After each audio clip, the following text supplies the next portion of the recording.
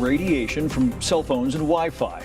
Most people don't worry about it too much. But a growing contingent of doctors are worried about school children who are now under constant barrage. 8 News Now anchor Paul Johnsich is here to explain. In 2011, the World Health Organization declared radiation from Wi-Fi and cell phones right up there with formaldehyde and car exhaust as a possible carcinogen. And fairly recently, Consumer Reports gathered the latest research and concluded that we should not carry cell phones in our pockets or bras, prompting some to wonder, why are we adding to the invisible soup of electromagnetic signals by installing Wi-Fi in our schools?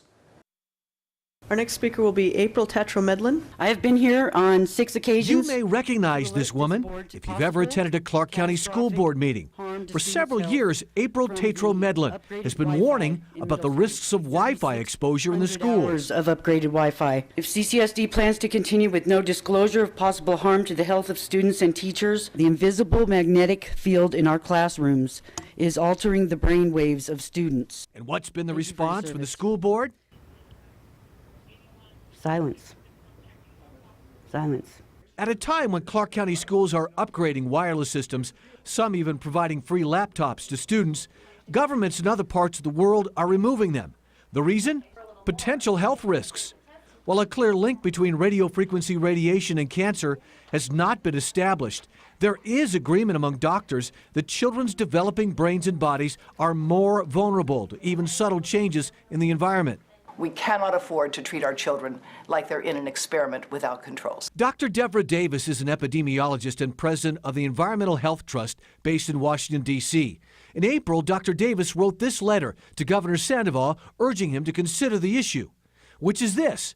Today's students are the first generation to study under constant bombardment from multiple sources of low-level radiation. Routers beaming signals from the classroom walls, laptops on their desks, and cell phones in their pockets. I think that we should all have the choice of whether or not we want our children to be exposed to the upgraded Wi-Fi. As of this week, every school in the Clark County District has Wi-Fi, and 42 schools have enhanced Wi-Fi, or total site saturation. When we contacted the district to see if they've discussed the risks and considered that other countries are removing Wi-Fi from schools, they responded by saying no one would be available for interviews and issued a statement, which says, while there is no clear and consistent evidence or indication that the Wi-Fi equipment in CCSD schools pose a health risk, all concerns about the safety of students are thoroughly researched and acted upon. CCSD has provided students with reasonable accommodations if their parents expressed health-related concerns regarding school Wi-Fi systems. Not true, according to April Tatro Medlen. They told me that basically I could pick another school. April has had to shuffle her daughter from school to school to avoid Wi-Fi. Her daughter is currently at Las Vegas High, but their Wi-Fi is scheduled to be enhanced over the summer, which means she'll be moving again. Schools around the world are taking steps to reduce Wi-Fi. The city of Haifa has recently removed Wi-Fi from the schools. France has policies to have no Wi-Fi in kindergartens. The district statement goes on to say the implementation of Wi-Fi has allowed for positive benefits in the classroom, and it remains an essential part of learning in the 21st century. While many applaud schools for offering the latest technology, Dr. Davis and others suggest following the lead of other countries who are playing it safe and ditching Wi-Fi.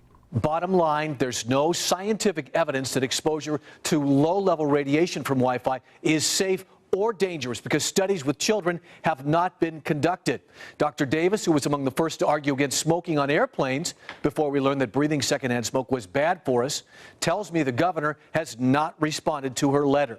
If you'd like to read that letter, there's a link on our website. Find it under the links we mentioned section. Back to you.